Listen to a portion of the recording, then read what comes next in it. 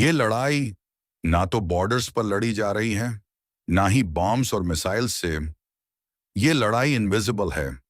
एक तरफ है अमेरिका, जो पिछले 80 सालों से दुनिया को कंट्रोल कर रहा है, और दूसरी तरफ चाइना, जो चुपचाप उस कंट्रोल को चैलेंज कर रहा है।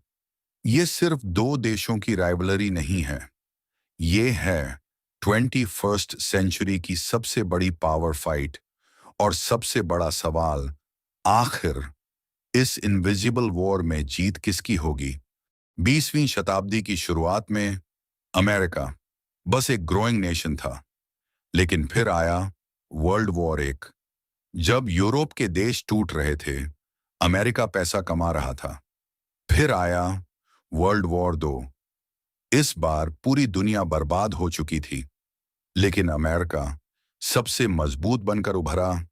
फैक्ट्रियां, टेक्नोलॉजी, मनी। और 1944 में ब्रेटन वुड्स कॉन्फ्रेंस, जहां तय हुआ डॉलर बनेगा दुनिया की इकोनॉमी का सेंटर, और इसके साथ ही बने इंटरनेशनल मॉनेटरी फंड और वर्ल्ड बैंक।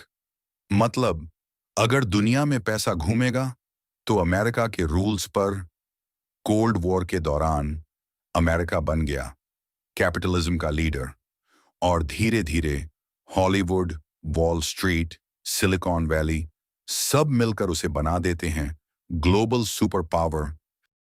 लेकिन दूसरी तरफ चाइना की कहानी अलग थी। 1949 चाइनीज कम्युनिस्ट रेवोल्यूशन, लीडर माओ जेडोंग, चाइना बना कम्युनिस्ट नेशन।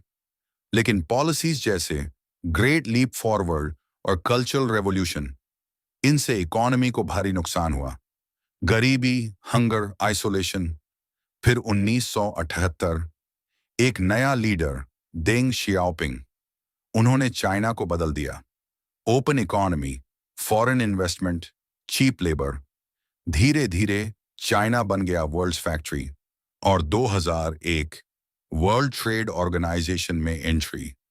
यही वो मोमेंट था जब चाइना ग्लोबल स्टेज पर आ गया। 2000 के बाद पहली बार अमेरिका को खतरा महसूस हुआ। चाइना तेजी से बढ़ रहा था।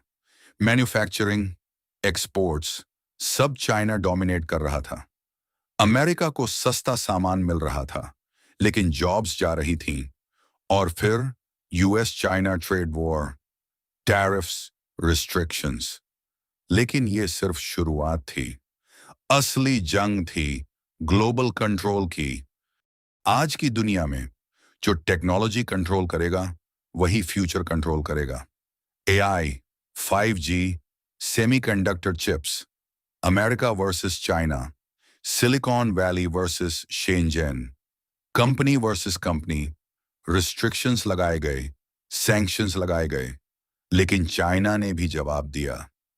अब ये रेस है इनोवेशन की। ये राइवलरी सिर्फ इकोनॉमी तक सीमित नहीं है, ये अब मिलिट्री पावर तक पहुंच चुकी है।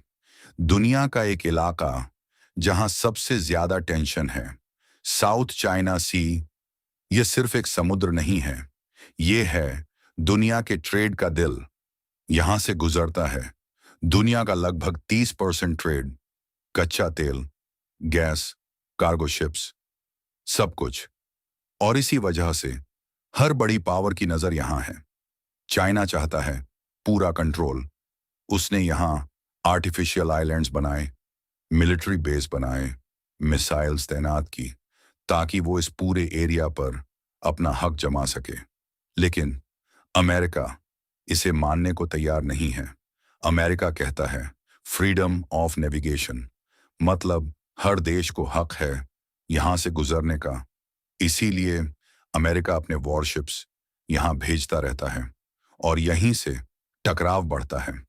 एक तरफ चाइना की मिलिट्री पावर, दूसरी तरफ अमेरिका की नेवी। छोटी छोटी टकराहटें, लेकिन खतरा बड़ा। क्योंकि अगर यहां एक भी गलती हुई तो ये टेंशन पूरी दुनिया को प्रभावित कर सकती है। और शायद यहीं से शुरू हो एक नई बड़ी जंग। दुनिया की इकोनॉमी डॉलर पर चलती है। सिर्फ अमेरिका की करेंसी नहीं, बल्कि दुनिया का फाइनेंशियल सिस्टम कच्चा तेल ट्रेड, इंटरनेशनल डील्स, विदेशी रिजर्व, सब कुछ डॉलर में। मतलब अगर डॉलर मजबूत है तो अमेरिका दुनिया को इनडायरेक्टली कंट्रोल कर सकता है। लेकिन चाइना चाहता है इस सिस्टम को बदलना। वो चाहता है युआन भी ग्लोबल करेंसी बने, और इसके लिए चाइना धीरे धीरे दूसरे देशों के साथ ट्रेड युआन में कर रहा है, खासकर कच्चा तेल और गैस की डील्स। कुछ देश अब डॉलर की जगह युआन स्वीकार कर रहे हैं। अगर ये ट्रेंड बढ़ा तो अमेरिका की सबसे बड़ी ताकत कमजोर हो सकती है, क्योंकि डॉलर ही है जिससे अमेरिका पूरी दुनिया पर असर डालता है। ये एक साइलेंट वॉर है जहां गोलियां नहीं, करेंसी टकरा रही हैं। चाइना अब सिर्फ अपने देश तक सीमित नहीं है, वो अपनी ताकत दुनिया भर में फैला रहा है। और इसके लिए उसने शुरू किया एक बड़ा plan, belt and road initiative. एक ऐसा प्रोजेक्ट जो कई देशों को जोड़ता है। सड़कें, रेलवे, बंदरगाह, power projects, Asia, Africa, Europe, हर जगह चाइना इन्वेस्ट कर रहा है। पहली नजर में यह डेवलपमेंट लगता है, लेकिन इसके पीछे छुपा है इन्फ्लुएंस। क्योंकि जिस देश में पैसा, वहां कंट्रोल भी। कई छोटे देश चाइना से कर्ज लेते हैं, और जब वो चुका नहीं पाते तो उनकी जमीन या बंदरगाह चाइना के कंट्रोल में आ जाते हैं। इसे कहते हैं डिप्लोमेटिक स्ट्रेटजी, जहां बिना लड़ाई के अपना असर बढ़ाया जाता है। ये है 21वीं सेंचुरी का नया गेम, जहां बंदूक नहीं, इन्वेस्टमेंट से दुनिया जीती जाती है। 20वीं शताब्दी में अमेरिका वर्सेस सोवियत यूनियन, लेकिन वो वॉर अलग थी। आज की लड़ाई इनविजिबल है। एक्सपर्ट्स कहते हैं कोल्ड वॉर 2। ये लड़ाई हमसे दूर नहीं है। ये सिर्फ न्यूज की हेडलाइन नहीं, बल्कि हमारी रोजमर्रा की जिंदगी का हिस्सा है। जॉब्स, प्राइसेस, टेक्नोलॉजी, जो फोन हम इस्तेमाल करते हैं, जो इंटरनेट हम चलाते हैं, जो प्रोडक्ट हम खरीदते हैं, सब कुछ इस राइवलरी से जुड़ा है। एक तरफ अमेरिका, जिसने दशकों तक दुनिया को लीड किया, और दूसरी तरफ चाइना, जो अब उस जगह तक पहुंचने की कोशिश कर रहा है।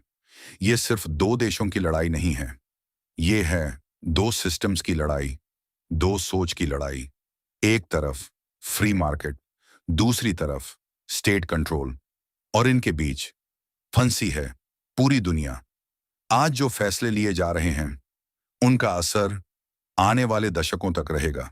शायद ये एक नई वर्ल्ड ऑर्डर की शुरुआत है, जहां ताकत सिर्फ मिलिट्री से नहीं, बल्कि इकोनॉमी और टेक्नोलॉजी से तय होगी।